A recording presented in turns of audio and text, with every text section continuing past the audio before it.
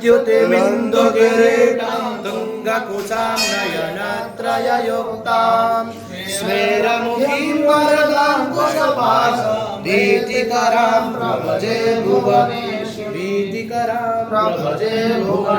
भुवनेश्वरी नमः। ध्यायामि पूजया नमस्कारान् नमस्करोमि।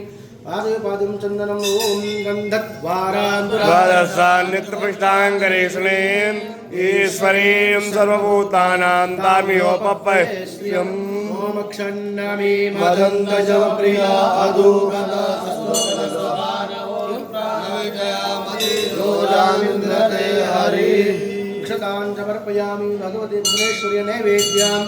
ॐ अन्नपदे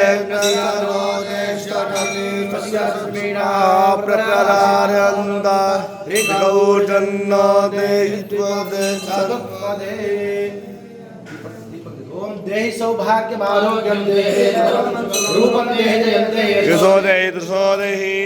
भुवनेश्वर्यै नमः। नमस्कारान् नमस्करोमि नमस्कारं समर्पयामि। ॐ शान्तिः शान्तिः शान्तिः।